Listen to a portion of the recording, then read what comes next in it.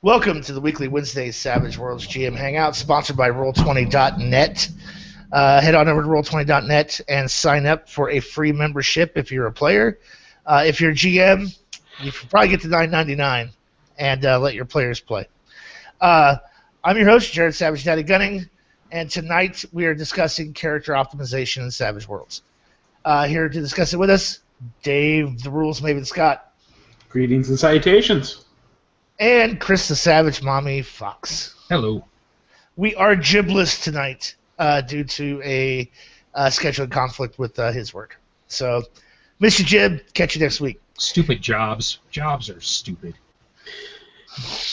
But they pay the bills, so we do them anyway. Exactly. So that we can do this with our free time. Right.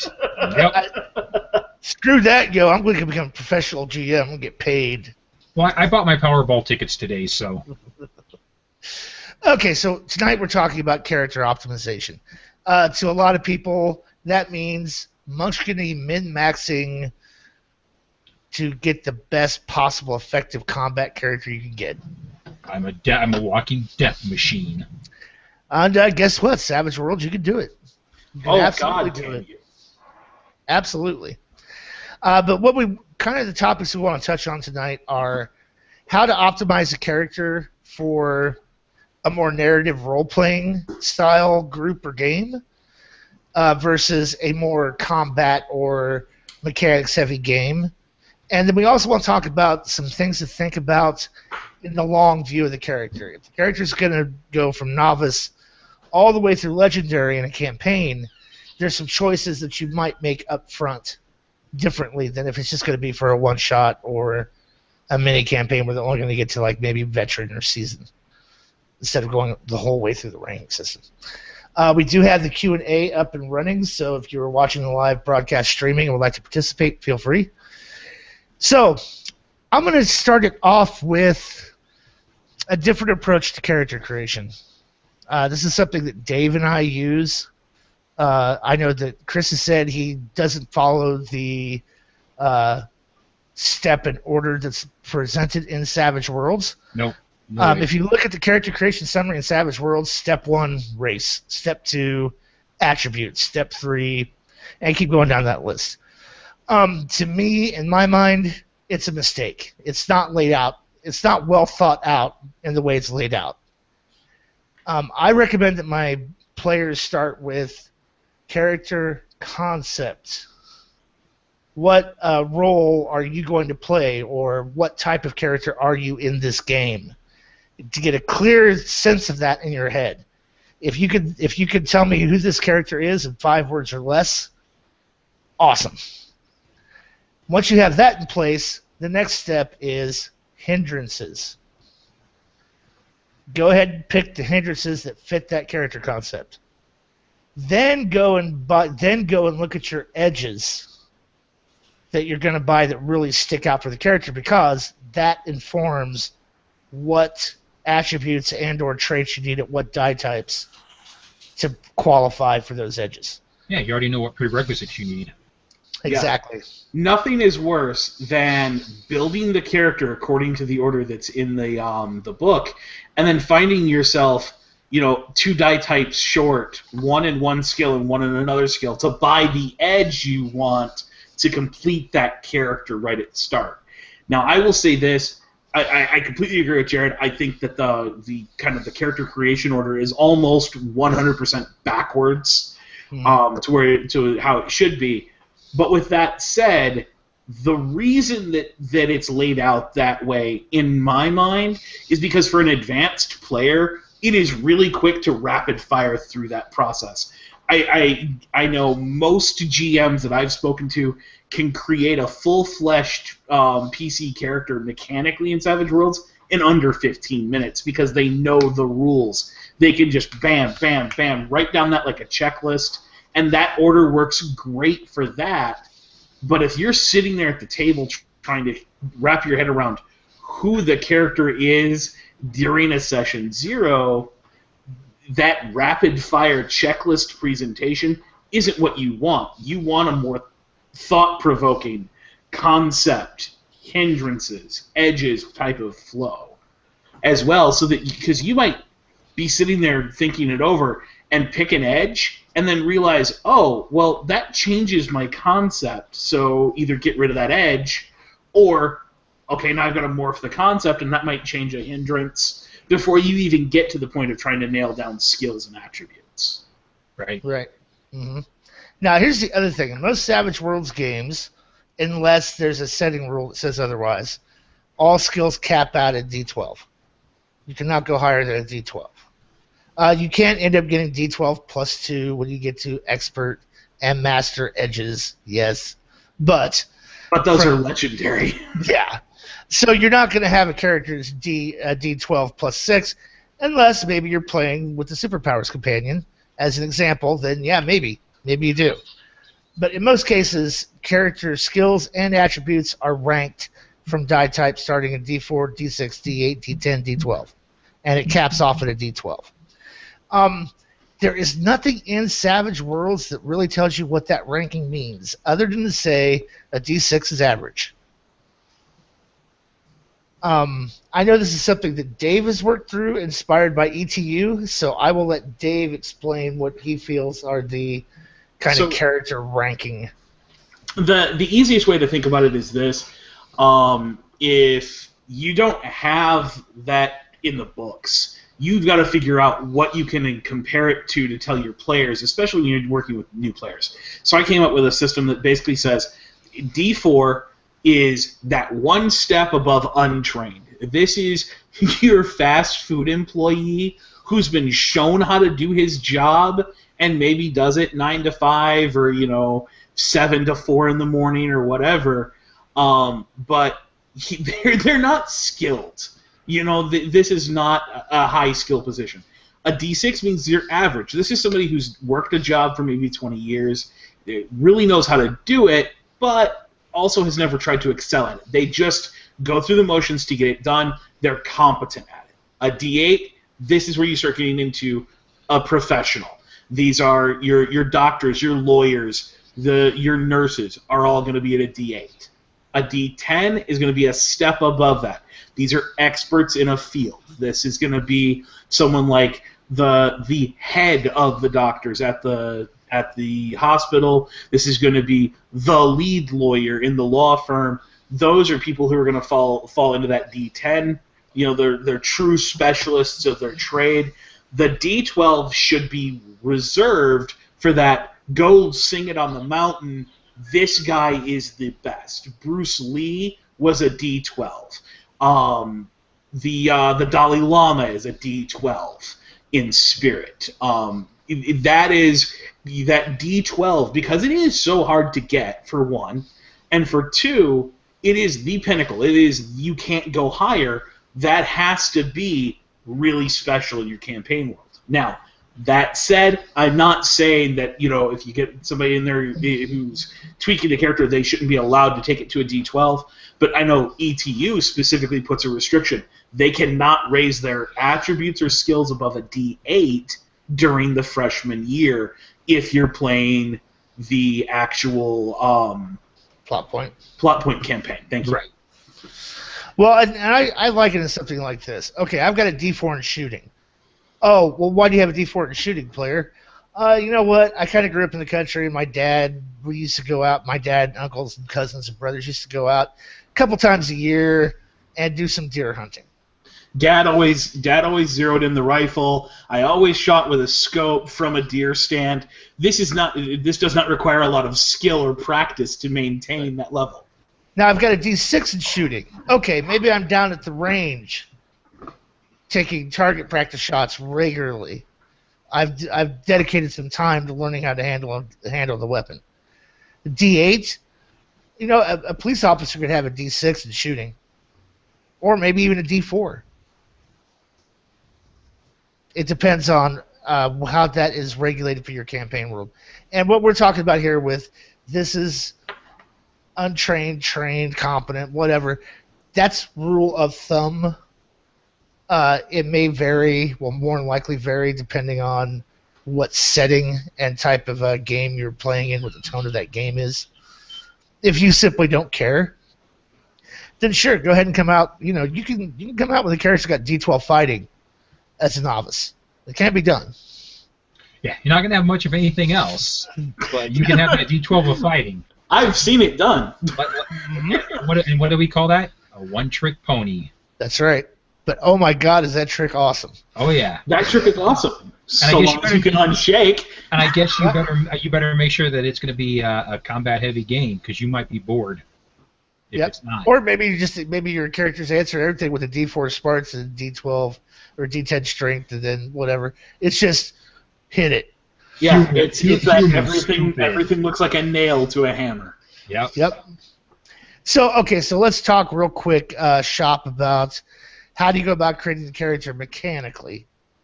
So, because we kind of touched on the whole narrative thing, we'll kind of circle back to that and give some examples. But since we're on the topic of die types and everything, let's talk about mechanics. So, in most games, you're going to be a human. 9 times out of 10, you're going to get a free edge. That's just the way it goes. Depending on the setting rules, you're going to get that free edge, but you still have to meet the requirements. If you're running Born a Hero, you might be able to ignore the rank requirements.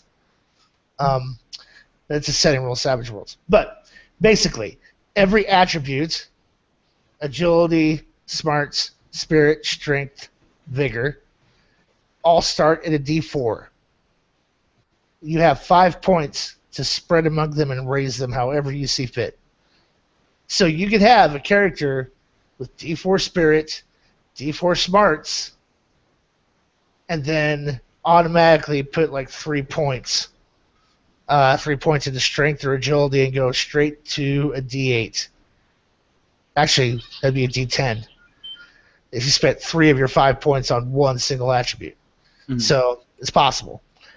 I know a lot of people who plan on taking the elderly hindrance, want to play a crotchety old man, tend to just go, hey, you know what? Strength and vigor, D4, and then I'm just going to build from there. He's going to be super smart. Super smart. Maybe a D6 agility, but super smart, super spirit. There's a number of ways to get there. Now, once you get to skills are linked to attributes. Here's what you're going to notice in Savage Worlds if you're new to Savage Worlds. Oh my God, most everything's tied to agility. So I'm going to say this, and it's one of those things I think a lot of people don't realize about Savage Worlds. Savage Worlds, it really stemmed a lot from Shane's experience with tabletop war games. If we look, Savage Worlds uses the blast templates that are very popular in tabletop wargaming. A lot of the stuff is all based kind of around miniature movement on the tabletop. Everything in Savage Worlds is in inches, and we don't use a grid base to lock us in. It draws very heavily from that realm, and because of that, a lot of the rest of Savage Worlds is also very highly dedicated to combat. Yep. Yeah. You know, and that's not a negative at all. Mechanically, that's the biggest thing we need an answer for at the table when we're doing a role-playing game, is mechanically what happens when we get into combat. Yeah. So I just looked it up. Mm-hmm. So there's 23 skills, base Savage World skills. 10 of those are agility based. Yep. So a full half of all of the skills available. Yes. The second upbreeder comes to smarts. Mm-hmm. Yep. And then spirit. There's only one skill in Savage Worlds that uses strength. Yep.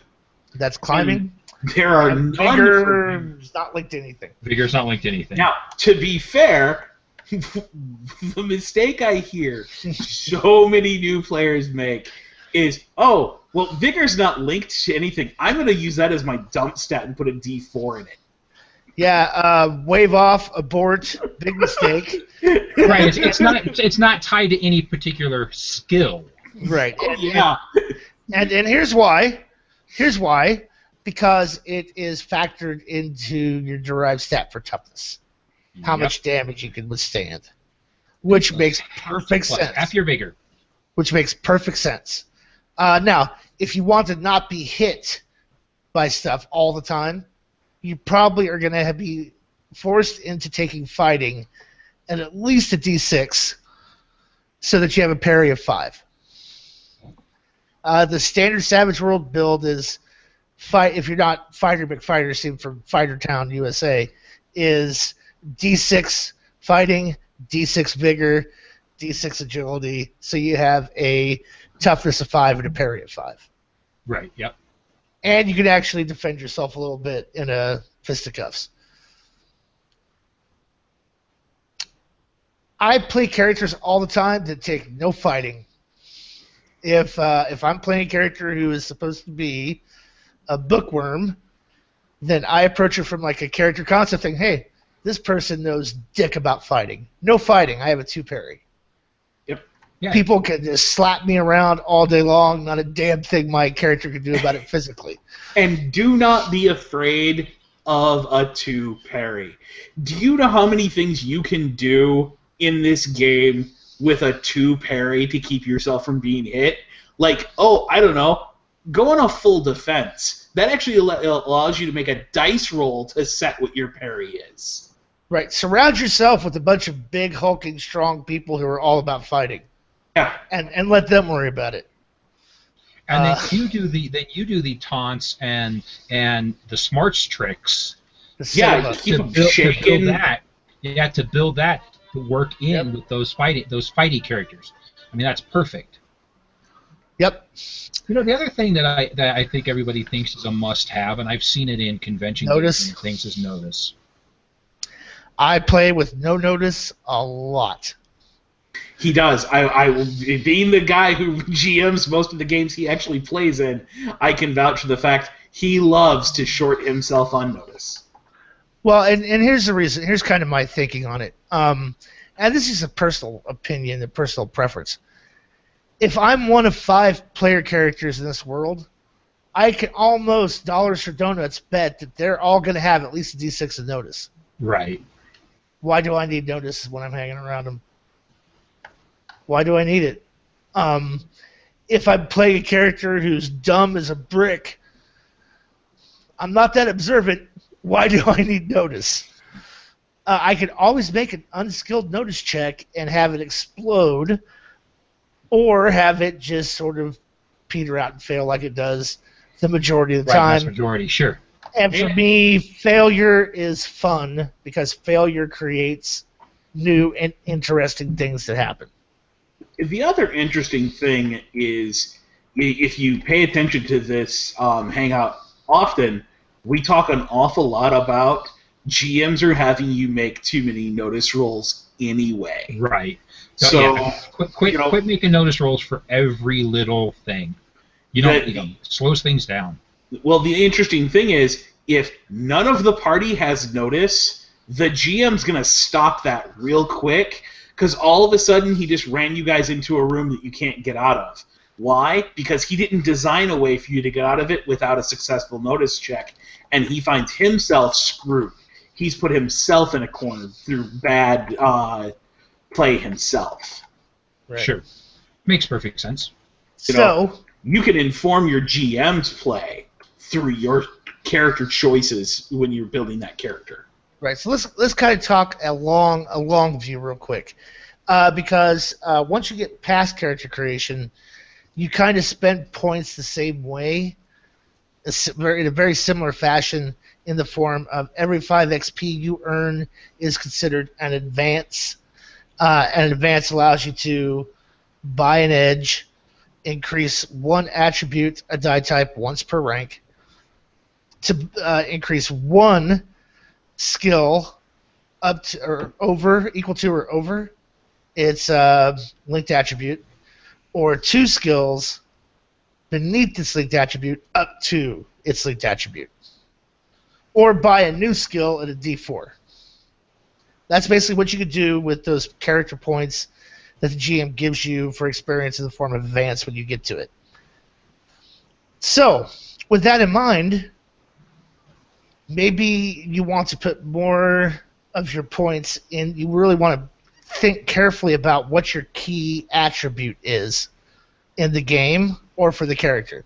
Whether you're building a Munchkin min-max mechanical build, or you're building the other side of the spectrum from a character concept perspective, you need to figure out what your key 1 or 2 attributes are for that character. If you're going to be a fighter, it's agility and strength. Some might argue vigor, but I would say agility and strength, because strength has more to do with the damage you deal. Those become your key attributes. So better to maybe pick an array of skills that are linked to them that are intentionally 1 or even 2 die types below it, because with 1 advance you could raise to a die type like overnight. Yeah, and that's where we get into that think down the road part of this that Jared mentioned at the beginning of the show. The whole, how many advances are you likely to get in the course of the game? If you know we're starting at novice and I'm going all the way to legendary, you want to buy every skill your character is ever going to buy at character creation and next to no edges. You want to get, the free edge. You might pick up a edge, but drop those extra points into increasing your attributes at character creation and buying a huge base of skills to build on, because there is nothing mechanically worse than spending an entire advance to add a skill to your character sheet when you could have spent half an advance to raise that skill along with another skill up. Yeah, I mean, I could see that happening if through the play, it gives you leads you down the road to that particular skill. It's absolutely. I'm not trying to discourage people from doing that. Where, oh look, my character has started doing this one thing unskilled. Every session, it's become kind of his niche within the party. It's that thing that the story has driven you to. Oh, absolutely, that's a great way to spend an advance because you've played into what your game is doing. But I'm talking about, you're the fighter. At some point you're going to want the ability to have throw at character creation. Now, right, with that said, don't buy 20 skills in a D4. Right. Well, we've talked about that. Well, we need to back up here because we left out something. I don't want to make assumptions that people know what's going on with character creation. We skipped over edges and hindrances. When you can buy role-playing hindrances like I'm heroic, I'm arrogant, I'm mean, I have a quirk, I have bad eyes. Some of the hindrances have mechanical effects on your character. They apply negative to charisma or negative modifiers to certain dice rolls. And they come in 2 flavors, major and minor. Characters are allowed at character creation to take up to the technical is 1 major, 2 minor, and I know I'm going to hear this. Who gives a crap as long as it only equals 4 points? Do with it as you will. If you want to take 4 minors and your GM's cool with it, go ahead. If your GM goes, no, screw you, or you want to take 2 majors, go ahead. But for a major hindrance, you earn 2 points to spend any way you would like on the character. You can, for 2 points, raise an attribute of die type right there at character creation. You may also use 1 hindrance point to basically buy a die type and a skill, and as a skill point. And you may use hindrances. 2 points for hindrances will buy you 1 edge. Now, this is what you see. Here's what I see most new and even experienced Savage Worlds players do. All right, I'm going to spend my 5. I'm going to spend my skill points. Now my hindrances, I'm going to take the 1 major, 2 minor, and now I'm going to spend those points on edges. Mm-hmm. I'm going to load those into edges. Do 3 edges right at character creation because they can. And you know what?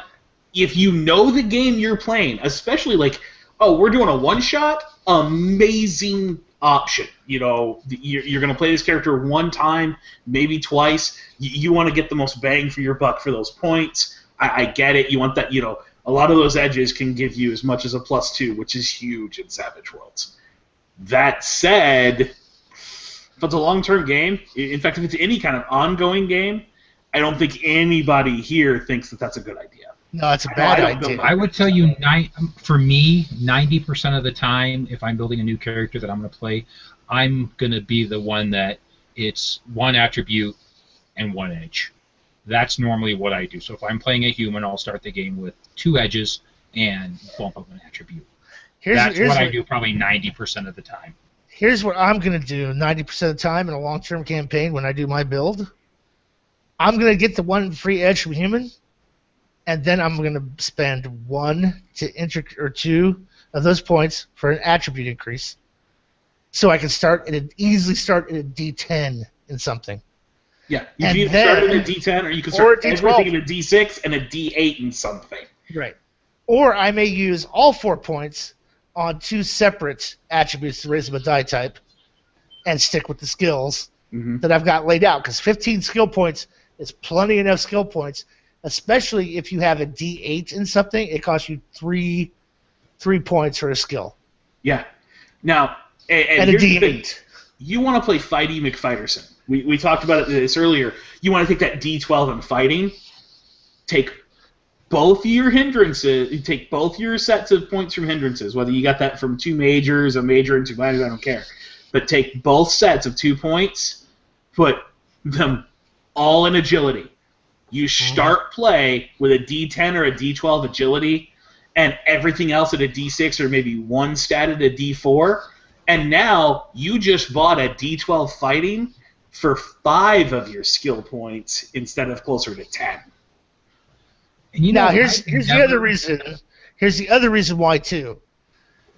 I have to wait. I can only advance a attribute by a die type every 20 experience points. I may play for 8 sessions or 10 sessions before I get the opportunity to spend an advance to increase an attribute. Right. I can buy edges all goddamn day long. Yep. Every advance is just an edge right there. Bam. And there's no limit on it. It's not like you can only take so many edges per rank. There's none of that. You can buy edges every advance as much as you want. As long as you meet the prerequisites. Right. Obviously. But if I've spent all my points on the attributes when I created the character, right. For those, I meet the prereqs for every edge I want.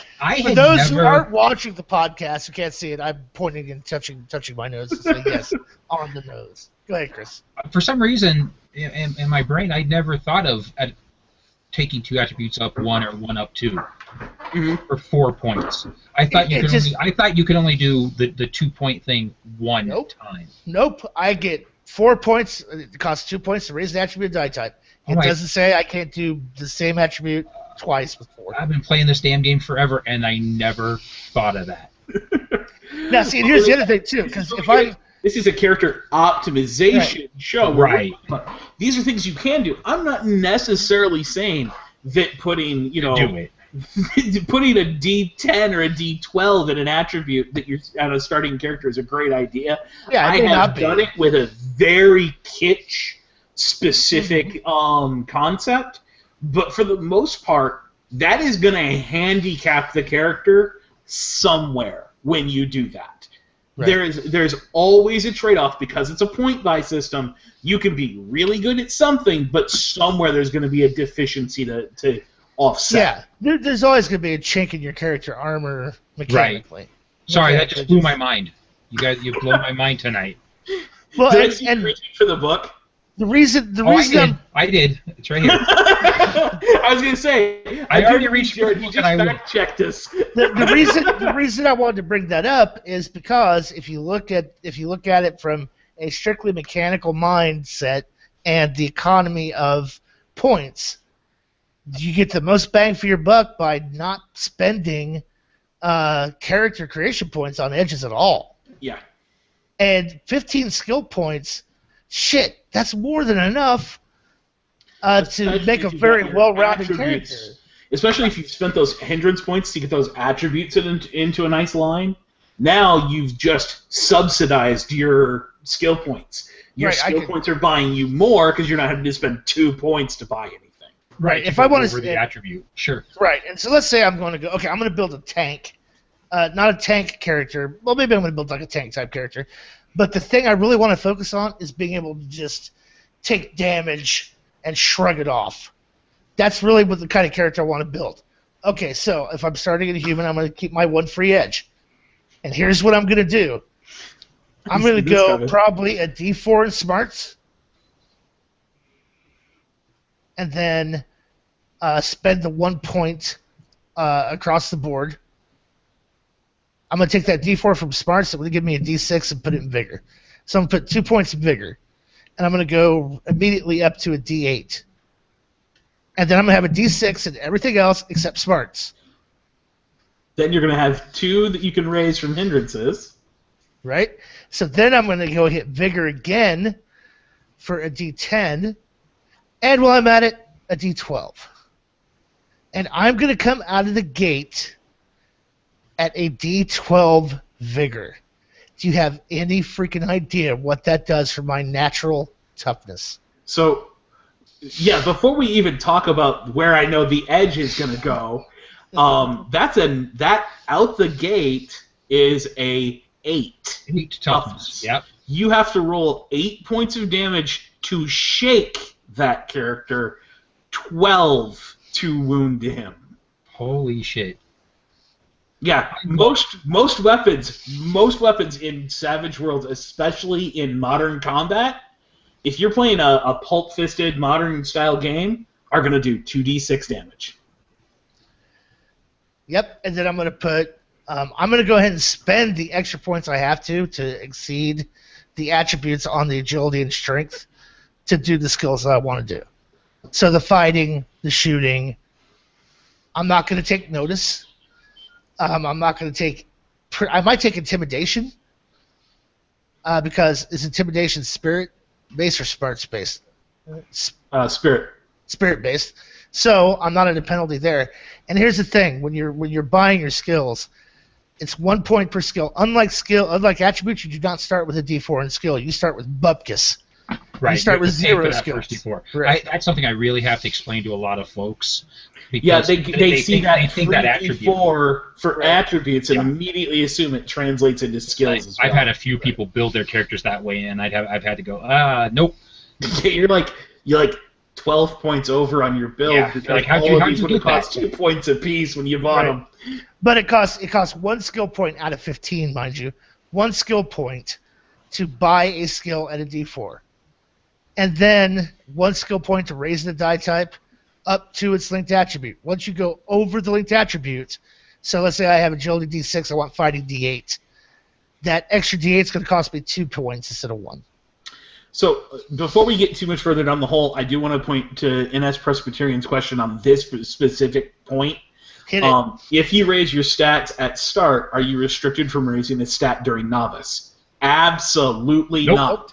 No matter what you do to your character at the start of play during character creation, it does not in any way change what you can spend in advance on at all. So that first 5 points could go Attribute. immediately to another attribute. Yep. Immediately to another attribute. Yeah. Jared could take this character that's got the D4 smarts, D6 and everything else, and a D12 vigor, and tack in a D8 strength. Yep. So now his big tank fighting McFighterson is now hitting harder when he hits, along with just taking a pummeling.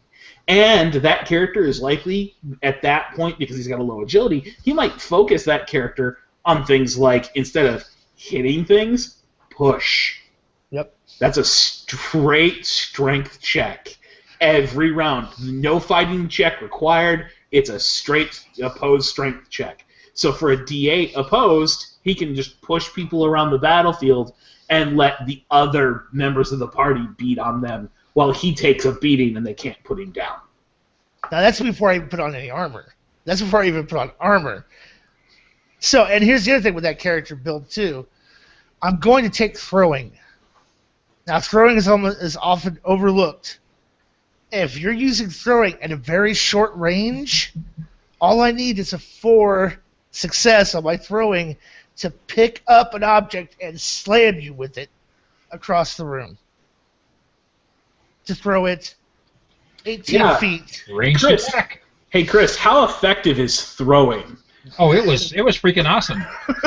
Holy shit! You get a 12-year-old little league pitcher with a high agility. Oh my god, I was nailing zombies. It was awesome. So you could just pick up things in your area vicinity and just start tossing at people.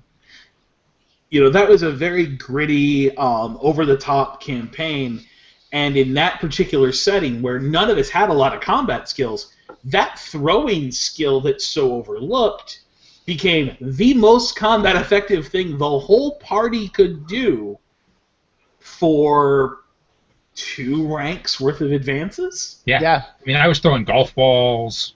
Rocks. There's always a rock. There's always a bottle. There's always a rock. And the cool thing was that Jared wasn't giving me the penalty based off my character concept. I wasn't taking that. A rock was close enough to a baseball that I wasn't taking that -2 for improvised weapon. Yep. You know, so it was kind of cool to have that type of a build, and know that I could reach down, pick up that baseball-sized rock, and just huck it at this nice soft skull. If you're fortunate enough to be in a game where your GM is in love with the Born a Hero rule, then the first thing you take as a fighter is Two-Fisted. And if you don't, oh, shame. Shame. And here again, character optimization. Why do you take Two-Fisted before you take ambidexterity? Why is Two-Fisted more important to you? Why is it more important to me? It's because I get 2 attacks without a negative penalty for 2 actions. So, if I don't take Two-Fisted, if I take ambidexterity first, and I attack with the left hand and the right hand, and I've declared my left hand as my primary hand, my left hand is at a -2, my right hand is at a -4.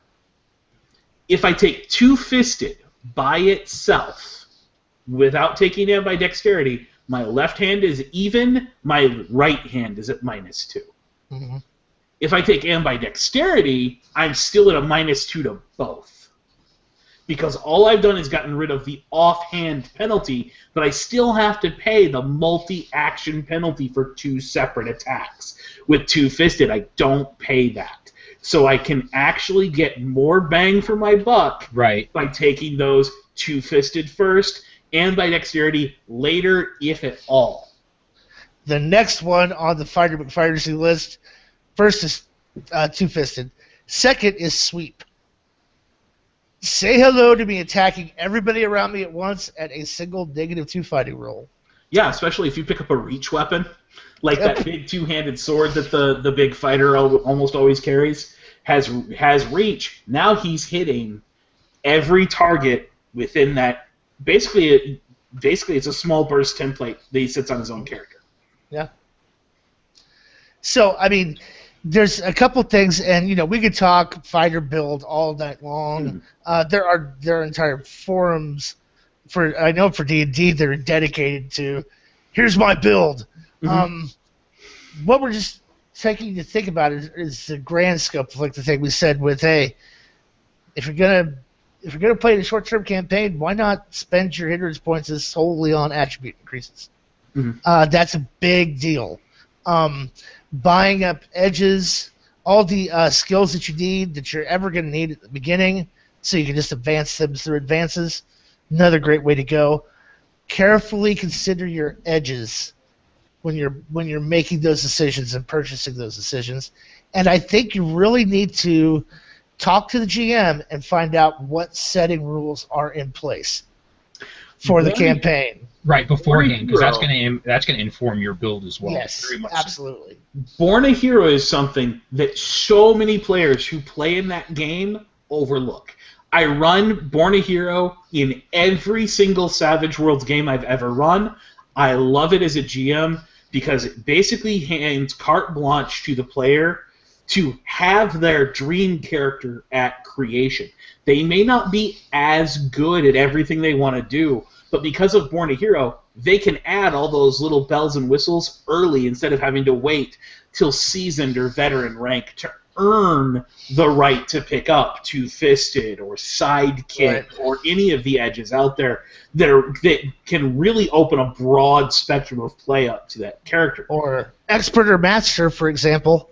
If you get a skill at character creation to a D12 in a Born to Hero setting rule engagement, the first thing you take is expert.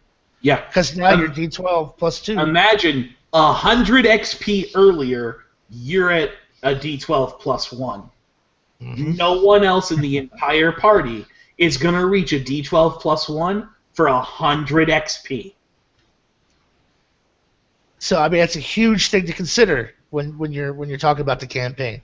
So, I mean, we've kind of really hit the Munchkin-y portion of character optimization. Let's, before we kind of slide to the more narratively role-play balanced option, let's just go through and look at a couple of these comments that we have here in the Hangout. Chris, would you like to read Wolf's? Which one? Wolfgar. Which one? There's two from Wolfgar. Oh, I just highlighted it. Sorry. Okay. Because it's not highlighted on my side. Oh, there we go. So it says originally posted in the wrong place.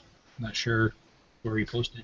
Probably maybe he put it in the the other event. Chat or something. It says, I've done a similar die type step for access to rituals in ETU. You can understand novice rituals at D4, D6, but the seasoned rituals require a D8, ritualism, D10 for veteran, etc. More about the earlier discussion about the ranking, the ranking skills and stuff. I can certainly see that as a viable house rule, setting rule for it. Now, is he saying that he's tweaked that? That's not because that's not how it is. That's not how it is in ETU. Basically, what makes a ritual hard is its rank. So you're going to have more penalties on casting at ritual. Gotcha. You're going to have more components you're required to go get. You might need more players to sit around the campfire and sing Kumbaya to pull it off. And there's going to be a bigger chance of getting those negative repercussions from casting those more powerful rituals. ETU is really, really well balanced for a group of freshmen to sit down and try to cast a senior rank ritual. They are going to get smacked in the face by ritualism real hard. Probably my favorite rule that the ETU has in regard to keep this in check, rather than having to put limits on what on the ranks of the actual powers, is you just can't buy ritualism. You have to actually go out and participate in a ritual at a D4 minus 2. You must make that unskilled roll before you can spend in advance to buy that skill. And then you still have to spend a whole advance to buy the skill. Okay. And more than likely, because you made that first roll of D4 minus 2, there's a big chance you're already suffering repercussions, because there's a lot of bad in the world of ritualism in ETU. So, great, I'm a werewolf. Damn. Yeah, I mean, you absolutely can get smacked square in the face the very first time you try to cast a ritual. I had it happen to a party that I ran, and they all loved the fact that they had to get through that hurdle and that it really was a danger to their characters to even try it. Where you try to summon a huge demon, you summon an itty-bitty tiny little demon. Here's the other one from Wolfgar, and since we're kind of on the topic, I'll just go ahead. Originally posted in the wrong place again. Had a funny ETU moment last weekend based on Two Perry from earlier in our conversation tonight. I have a university professor at my table, and one of them tried to break a door in the Big Bad Haunt. He happened to notice that the professor from the book also has a Two Perry. I think there was supposed to be more to that sentence. I was going to say, it seems like there's a lot more to this, but I think so. But I mean, and let's. I'll have Dave read this last one because both of those are a perfect segue into building it based on character concept and roleplay. So Sarah Martinez raises an amazing point.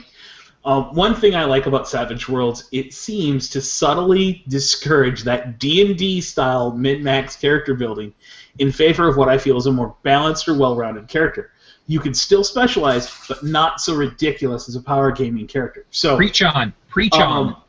Here's what I want to say. I don't know. We kind of just did it.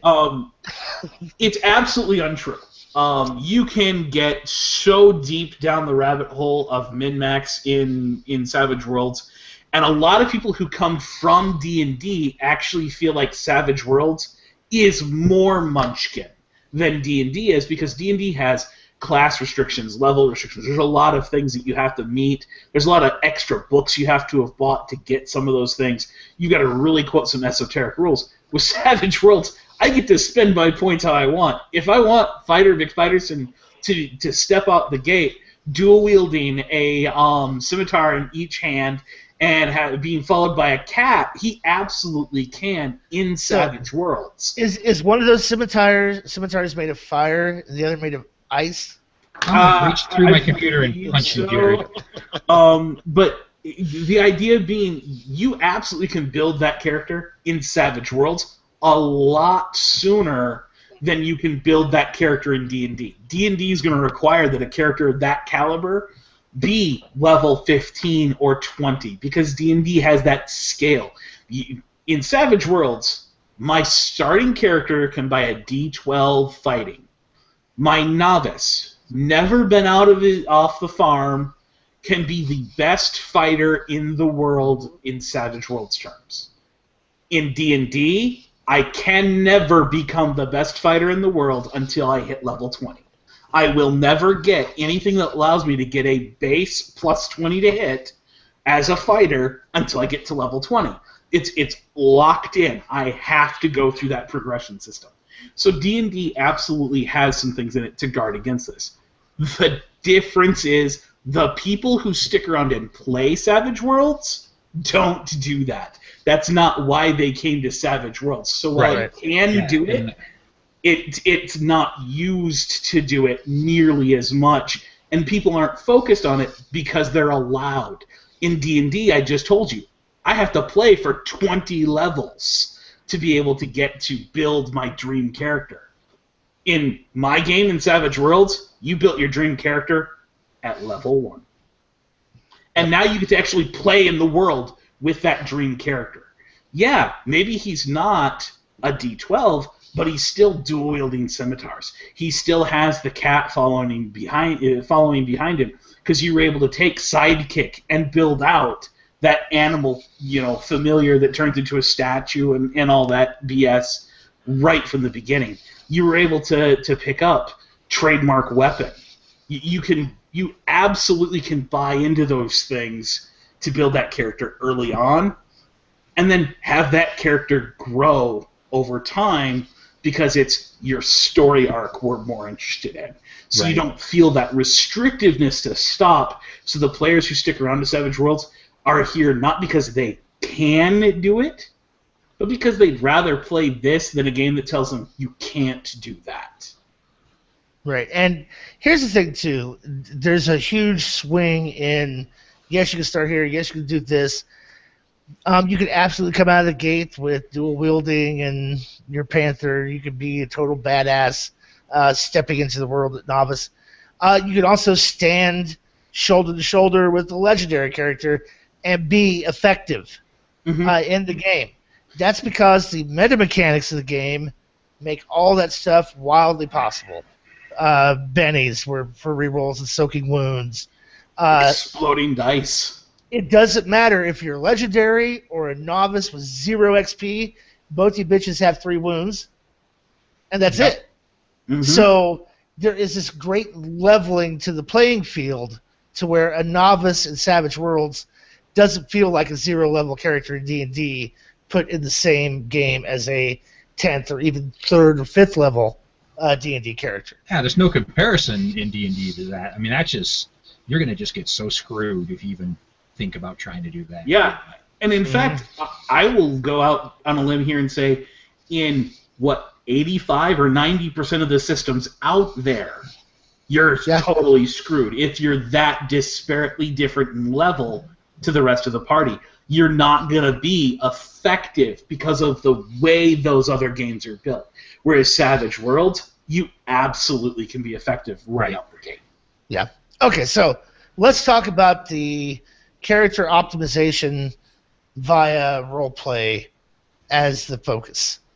So here's a couple things you need to understand if you're going to create a character that is going to be heavy roleplay, and you want Savage Worlds to help you bring that vision to life in mechanics terms.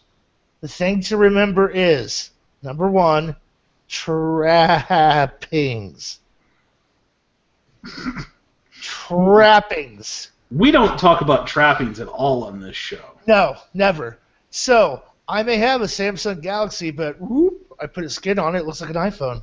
It doesn't matter. It's a freaking phone. It's a smartphone. Smartphone's a smartphone's a smartphone.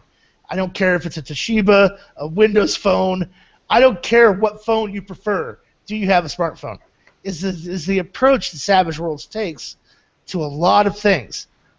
There is a very abrogated skill list, like Chris was saying earlier, 23 skills. 25 if you count knowledge skills, and there's another one I can't think of off the top of my head. If you count arcane skills. An arcane skill or a knowledge-specific skill, 25. But the key thing here is fighting is fighting. I don't care if you walk up Three Stooges and you poke people in the eyes and that's how you fight. I don't care if you're Chuck Norris and you come up and you're doing Wild House round kicks. I don't care if you pick up a table leg and hit somebody over the head with it. Krav Maga. Trying to play ping pong with a pair of nunchucks. Yeah, Krav Maga. I don't give a shit. Fighting is fighting is fighting is fighting is fighting is fighting. That's how Savage Worlds looks at it. Fighting is fighting. Here's your skill. Trap it however you want. Just talk about it however you like. Driving. That's the first place that people forget about trappings. Is because of the fact that fighting is fighting, they forget to say, oh, well, it's boxing, or it's Krav Maga, or it's, rapier and Mongaush fencing. That is important, and we talk about our characters very much in these florid terms of he's a dual wielder, he's a boxer, he's a martial artist. But when we write that on the character sheet, we forget that trapping it is what we're naturally doing. And when we come to things that are a little maybe more esoteric, like trapping a weapon or trapping a power, we forget that we already did it on the character sheet with our skills. Right. Same thing with shooting. Shooting is shooting is shooting is shooting. Don't care if it's a bow and arrow or a bazooka or a laser gun. Savage Worlds doesn't care. Shooting is shooting is shooting is shooting. It all works the same way. Lockpicking is lockpicking is lockpicking. It doesn't matter if you're using tools or a spell. Or your mind for psionics, whatever. Here's the thing to really keep in mind, and I'm going to say this from the narrativist point of view of what we're talking about here. Oh, well, multiple actions. I can't do the same attack twice without counting. I can't do the same attack twice. Yeah, you cannot attack twice with the exact same weapon in the same round. So I can't punch you with this hand and then punch you again with this hand. Nothing says I can't punch you with this hand, hit you with a brick in my offhand, and then kick you in the freaking face after a roundhouse. I can make 3 fighting rolls as long as I'm not doing the same fighting roll.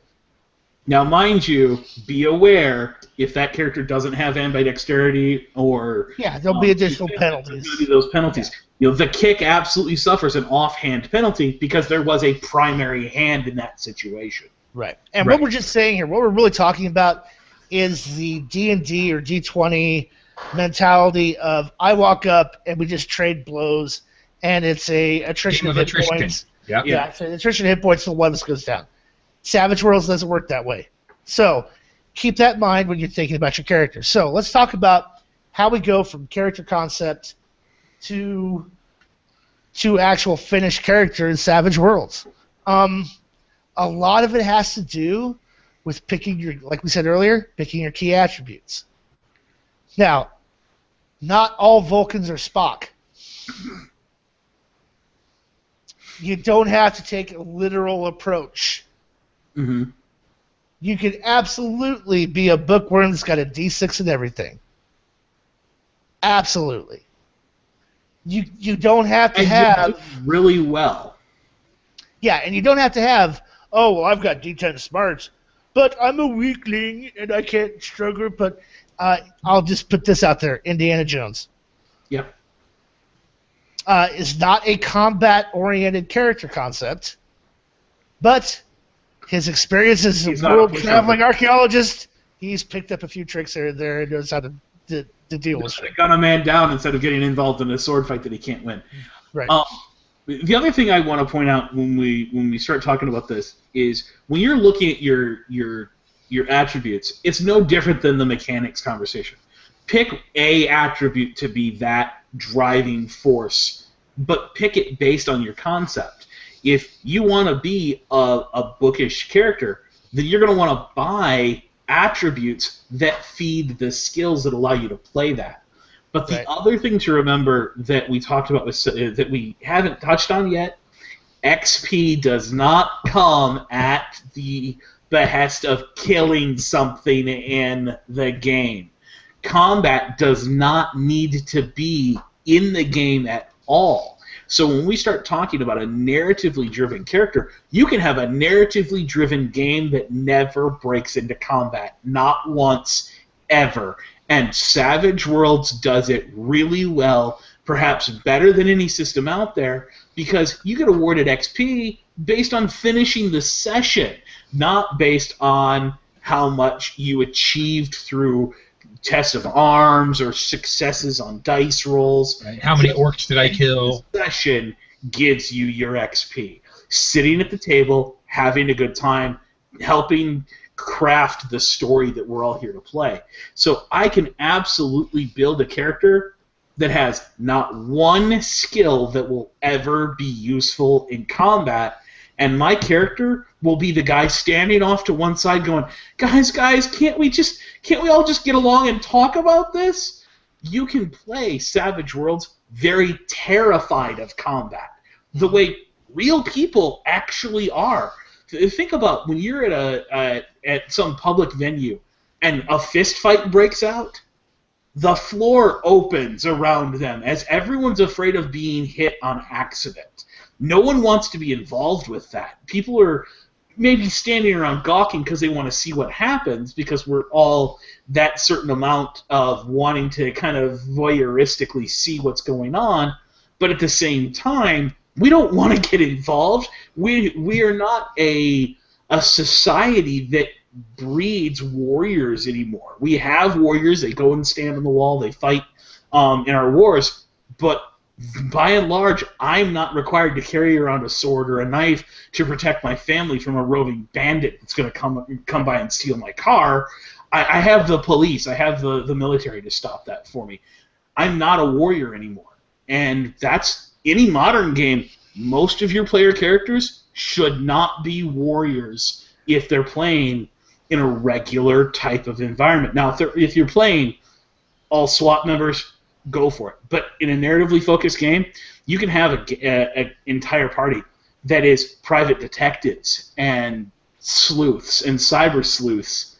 You don't need an assassin. Right, that maybe has a D6 fighting. Maybe. That's the highest. Yeah, sorry, nice. Not sorry. Nice dig. But, okay, so, I mean, stupid assassin. Okay, so what we're trying to say here is you could be a run-of-the-mill vanilla character mechanically and still fit your concept. You can heavily tip that to specialized to kind of really fit your concept, or you can not do that. Yeah. Or any mixture in between. Right. Don't think just because you're playing a bookworm character that you don't kick a lot of ass, because you can absolutely be a bookworm character that kicks a lot of ass. Now, if you want to be the character who doesn't do that, then by all means, if you want to play the big dumb jock, does not mean you need to have a D4 in smarts. That's a role play. That's what we were talking about earlier. We said don't take things too literally. That's a role play decision. I'm going to play the big dumb jock. Now, I prefer and like to have a smarts D4 when I play the big dumb jock, but you absolutely play the big dumb jock with a D6. Mm-hmm. And the big dumb jock, a D6 is still not smart. You're Joe average. You might be able to figure out how to make dinner, but you may not be able to figure out algebra with a D6. It's Right. It's going to be hit or miss.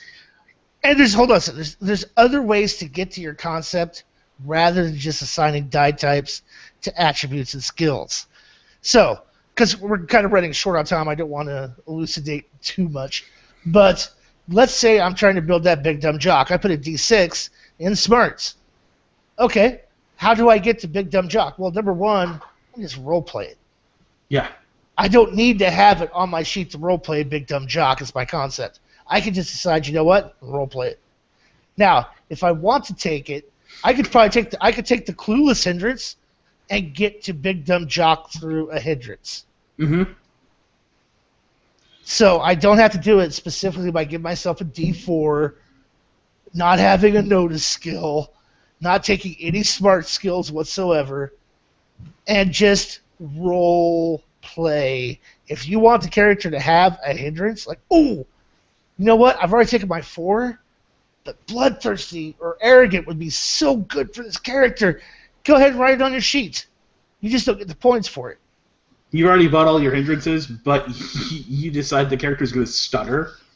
Then that's what he does. Own that thing.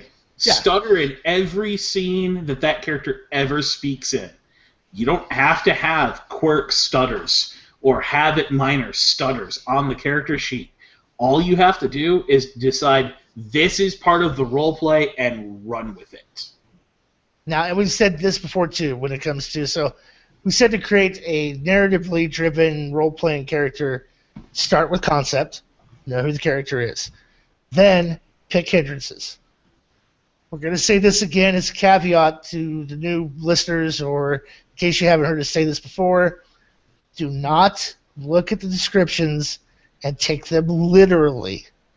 Those are labels for a thing. Those do not inform roleplay necessarily.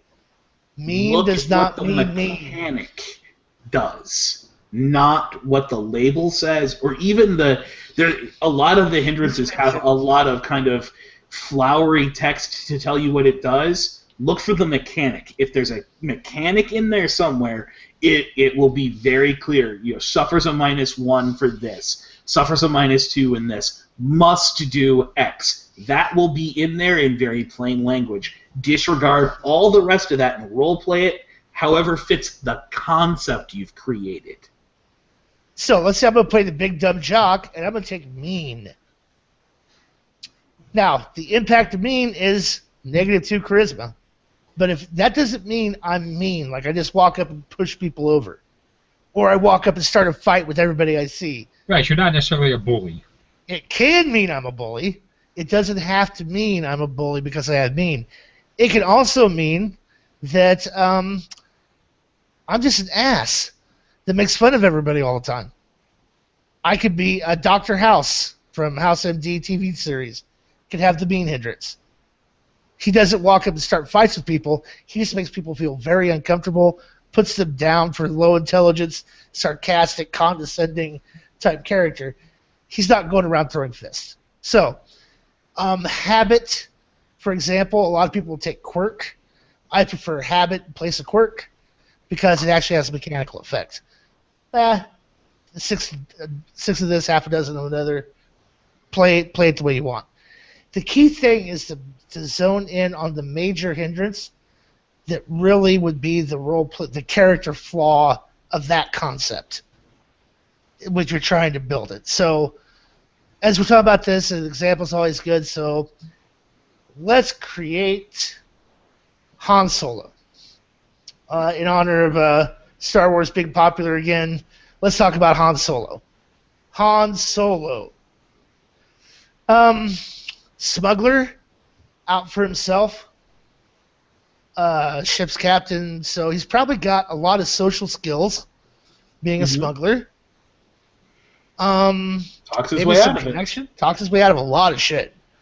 So maybe he has like edges to give him charisma. So let's talk about what would his key attribute need to be. What key attribute would Han Solo have in your opinion?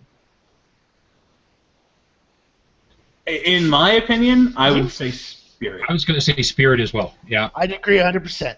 Yeah, he's spirit based. You know, he's going to have a high agility, but that's not the central point of the character. Yes, he's a great pilot. Yes, he can shoot really well, but that's not his focus. His focus is getting by, getting away with shit. So he's absolutely going to be a spirit character who's always kind of on the sly. Okay, so we talked about attribute. What key skills is he going to need? Well, I'm going to say piloting and persuasion are really going to be his two key skills I'm really going to want to focus on. Yeah, I would absolutely say those are Shooting's in there, fighting's in there. Right, a little bit of shooting. Yeah, shooting, fighting, throwing, whatever. All those other notices in there. Stealth, yeah. He absolutely has stealth because he knows how to hide things on board his ship. He knows how to, do the sleight of hand thing. And Streetwise, probably. He also knows how to slip that gun out of the holster under the table so that he gets the drop on you and gets +4 to that shooting roll. Since he doesn't have a high shooting die to begin with, he gets a +4. That's an automatic success just in bonuses because he makes that stealth roll to pull that gun out. And because he makes a living in the criminal underworld, streetwise makes sense. Yep. Yes. So persuasion, streetwise, stealth, and piloting. That really wraps up his character, really, really kind of there in the, fighting, shooting, yeah.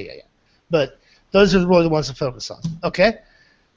So, those would be the skills, but we preempted ourselves, so let's go back to hindrances before we start talking about skills. What is his hindrance? Wolf says... Sarah says, yeah. Overconfident? Perfect. Oh, yeah. Absolutely. Amazing. Now, think about what we said, though. Overconfident. But not stupid. So you run around a corner, you see 30 stormtroopers. Overconfident doesn't mean I'm going to send there and go toe-to-toe with them and try to shoot them all. It means I'm going to turn around and run. Overconfident is... Arrogant works as well. Arrogant would make you actually open fire on the stormtroopers. Overconfident made you chase them down the hallway and then run the hell away when you realize you've gotten in over your head. Yes. Overconfident does not mean stupid. Arrogant, on the other hand, kind of does. Overconfidence also, hey, you know what? I could dump Jabba's cargo. I'll be able to work it out. I'll be able to talk my way out of it. Yeah, it'll be fine. I always talk my way out of it. Yep. Always. So, overconfident, definitely. I think even greedy as a minor. Oh, greedy is amazing. Yeah. He's motivated by, hey, my fair share. At least at the beginning of his story arc. So I'm going to throw this one out there, and it'll be popular and unpopular at the same time. I'm going to claim he's loyal. But Han's loyalty is very specific. Remember, loyal is you are loyal to those people who are already an ally, already a confidant. Han is not loyal to Ben. He's not loyal to Luke. He's not loyal to the droids. But he will lay his life down for Chewbacca. Right. Yep. He is absolutely loyal to a fault. If we start talking about later in the movie series, he will lay his life down for Luke or for Leia. He will go toe-to-toe with the biggest bad in the galaxy and open fire because he's trying to protect those people he loves and cares about. But it takes him a while to grow that loyalty. So many players, when they take loyal, are just, oh, well, I'm loyal. They're with me. I must have to be loyal to them. No. Right. You absolutely can say, here's the line, and until you cross it, I'm not loyal to you. Yeah, right, exactly. We're acquaintances, not friends. I don't know acquaintances moving shit. Fuck that. No, I don't do that. Okay, I agree. So, overconfident, greedy. Can we think of maybe another one to round out the second minor? Well, depending on where you are in the series, Wanted minor. He has a major crime lord who's put a death mark on his head. Yeah. Bounty hunters are looking for him. He may not necessarily be wanted by the law in every system, but he's wanted in some of those too. That's just made some enemies. He's absolutely going to be somebody who has to look over his shoulder constantly. Or enemy. Enemy can work as well. Okay, awesome. So there's the hindrances. Done. They fit the character concept of what we know of the swashbuckling, suave, swaggering smuggler. So let's talk about edges. Ace? Or is that more a function of the computer system and stuff that he has? Because does he really pull any incredible stunts with the Millennium Falcon? Depending on where we're talking about in the canon, he does have the blood. He does have the blood stripe on his pants to indicate that he had done something extraordinary during his piloting career before he became an outlaw, before he became a smuggler. Han was a cutting-edge pilot at that time to earn the blood stripe. Let me interrupt for a second because, as you said, Dave, don't get tied up on the name. What's the mechanical effect? Mm-hmm. So what's the mechanical effect of Ace? What does it allow you to do? +2 to piloting. +2 to piloting. And? Soak wounds. To soak wounds to the ship. Right. So, in the rundown bucket that is the Millennium Falcon, being able to soak wounds and keep her flying sounds pretty much to me like it fits. Yeah. An edge. Right. Without it, that ship gets shot out of the air pretty quick because it's garbage. Right. Could he be charismatic? Absolutely, he can be charismatic. That's charismatic. Mm-hmm. And, I mean, from there, you can kind of play with the edges that kind of fit. Mm-hmm. But it depends on how you're going to build the character. If you're only going to take the one free edge for human. Yeah, if you're only taking the one free edge for human, Ace kind of has to be Ace. It has to be Ace based on the fact that you've got that in his history, or it's going to have to be charismatic because you're going all in on him talking his way out of things. So it really depends on which direction you want to swing the character early on in his career.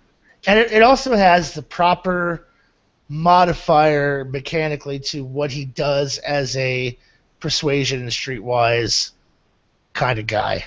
With his swagger, the +2 kind of fits not only with who the character is, but how the character is going to perform and move around in the world. Right. Okay, so now we know what's required for Ace. Piloting a D8 or higher. So now when you buy your skills, you have to buy it at least to that level. Mm-hmm. And at that point, we buy all of our skills. We've done. We calculate our derived statistics, charisma, coming from edges only, fighting, parry, and then toughness. And you're playing with a really good GM, so you just start play with the Millennium Falcon. You start playing with the Millennium Falcon. And if you were taking like the Born a Hero, this would be a key thing for Han Solo. He takes sidekick Chewbacca. And now Chewbacca's a novice level character that you build as a Wookiee in Savage Worlds that is Robin to Han Solo's Batman. And that character now gains XP and levels along with your main character, rather than waiting until Legendary to buy a sidekick who starts to level. You've now taken advantage of that setting rule very well. And here's the great thing about Legendary sidekick as an edge. It's a character that you control, it complements you, but every once in a while causes you some problems where it almost becomes a hindrance. So walking around with a Wookiee during A New Hope is going to kind of cause problems every once in a while when he gets angry at somebody. Is going to, hey, calm down. When an Imperial officer questions why all Wookiees are slaves except this one. That's going to cause problems. So it's a perfect application of what the Edge is actually there to do. So there you go. That's how you create kind of Han Solo. I would recommend one thing in retrospect. I see a lot of people when I go, hey, write down your concept for me. I get the driver's license description. Oh, he's 5'11", about 190 pounds. He's got black hair. Okay, you know what? No. Scratch that out. Boring. That doesn't inform me who the character is. Tell me if their physicality is important, include it. If it's not, don't. How do they react to society? How does society react to them? What is their overall personality? So a great one and that we haven't used on the show that I would throw out here as a concept is 12-year-old Little League pitcher who's lost his parents. That tells me everything I need to know about that character as a GM in very plain language before you've put anything on the character sheet. Right. Here's another one. Middle-aged, overweight sanitation worker with 0 ambitions in life. That tells me, let's ask some questions. Married? Probably not. In a serious relationship? Last time I checked, women really aren't the guys with no ambition, so probably not. What's he spend his money on? Man cave hobby stuff, more than likely. Middle-aged, overweight. Probably doesn't have the healthiest diet. So it kind of just informs what that character is. Another way to do it is to write a very brief statement or sentence. For example, Big John Breaker is built like a shit brick house and inspires fear everywhere he goes. That right there tells me, okay, I'm dealing with a big, muscular type character who just loves to beat the shit out of people, and people kind of just sort of part and steer clear of that character. And then you can fill in the background. And I would also say this too. Don't hand your GM a description that's got 4 paragraphs of background story. I know the popular consensus is that's what GMs want. No. You're playing a character who's just starting their heroic career. I don't need 5 paragraphs of background on the character. Have somewhere to go. Grow into that character. It's a beginning character. Yeah, 5 to 10 words. Yeah. Create it through play is a nice way to go as well. So when you stumble on something, that gives me a character idea that's already relevant to the story. It just so happens that my character studied that particular topic. So, and one more thing with character, and this is to the GMs out there, if you're running a more role-play narrative game, I'm going to highly suggest that you include a setting rule that we like to call evolution, which means that once per rank, just like going up an attribute or buying a new skill, or no, just going up an attribute, let's leave it at that. Once per rank, the character may exchange a current hindrance for a hindrance of equal value that's relative to what's happened in the story. And that might mean they exchange a major for 2 minors if necessary, but what evolution allows your character to do is your character starts out with phobia zombies. Mm-hmm. And then the zombie outbreak happens. And now you have faced, for the last 8 sessions, nothing but zombies. That character has at least partially gotten over that. Maybe they're now more cautious. Maybe they're a little more afraid. Maybe they have yellow instead. They're always on edge. But now they're not doing everything at a -2, which is ultra punishing.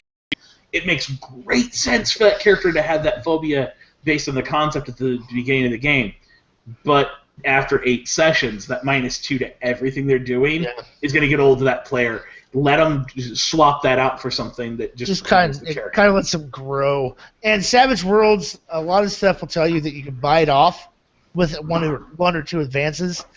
Okay, but that seems a little shitty to me because I could buy 2 edges with that. Mm-hmm.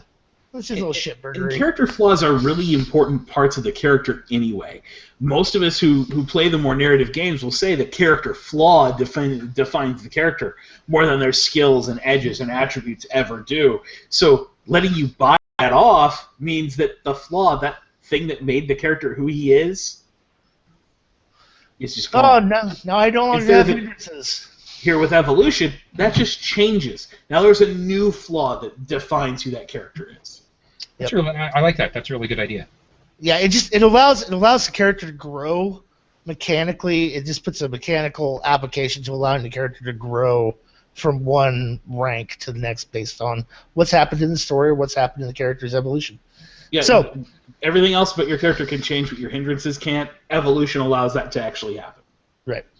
Okay, so unless there's anything else we want to talk about, we're going to go to Pimp It, Pimp It in 3, 2, Pimp It, Chris. All right, so I keep talking about Smiling Jack's upcoming. Well, I found out today the last episode hasn't been uploaded yet because the site that we were using has completely and totally tanked. And it's a free site, so they'll fix a free site about as fast as they want to fix a free site. So I'm trying to figure out what I want to do and what I can do and to get maybe a different hosting service or something, but I'm not the one hosting it. So I'm my hands are a little bit tied right now. So it's being worked on. It is out there. It is in the can. We do have a show. We're doing another show at Genghis Khan over President's Day weekend in February. And that's our next big thing that's coming up here with the Rocky Mountain Savages running over 100 tables for the weekend. Our theme is Savage Star Wars. So we got a lot of Savage Star Wars going. I'm going to be running a game. We have our ETU ongoing campaign, our Living ETU that Sarah Martinez is writing, and I'm helping her run. We've got our Living Deadlands, which is the Twilight Legion that the Rocky Mountain Savages run. It's basically a living campaign for Deadlands that's been approved by Pinnacle. I mean, it's not 100% backed by them, but they know what we do. We've talked to them. They like it. They like what we're doing. So we've got some exciting things coming up. So just bear with us with the show. I promise. I want it up as much as anybody else. I really love doing Smiling Jacks. It pains me that we're having so many difficulties because I want it to succeed. I want to get a listener base going, and it drives me crazy. So sorry, that's more of a not really a pimp it, but just I want people to know that we're not fading. We're trying. Awesome. Dave, pimp it. So in 10 days, I'm doing this little thing called Built to Order on a Savage Saturday night. If you show up, if you've never been to a Savage Saturday night, you will get first pick of a seat at that table. If you haven't played in the absolute last Savage Saturday night, you can absolutely sign up for a reserve seat. I don't think they're all gone just yet. As of the last time I looked, I think there was one seat, maybe two still left. You don't have to sign up as an alternate just because you've played in a previous one. It's only the last one Jared ran back in, I believe, October. That's going to matter for that. With that said, the other thing with the Savage Saturday Night is this one is going to be very different, so I highly recommend if you're a GM, you might want to actually watch this one on YouTube. What we're doing is we are creating the game on the fly, and I'm going to show some of those little tricks that as a GM you can do that allow you to basically kind of put the game together based on what the characters give you at the start of play. Excellent. As far as I go, a big announcement. Those of you who follow the Savage Saturday Nights, those who follow this podcast, know that at one time there was a lot of clamor for a little intellectual property hijacking role-play session of Savage Thundar the Barbarian. A lot of people asked for it. Yes, please. We did it. Had a lot of fun doing it. Never made it to the YouTube channel because we got slammed for copyright. We have since corrected that little mistake. And although we were given another copyright notice, this time the claimant is not locking it down to where it cannot be viewed. It can only not be monetized. So, if you missed it the first time around, or you just want to see what Thundar the Barbarian can look like in Savage Worlds, by all means, head over to the Sensei Savages RPG YouTube channel.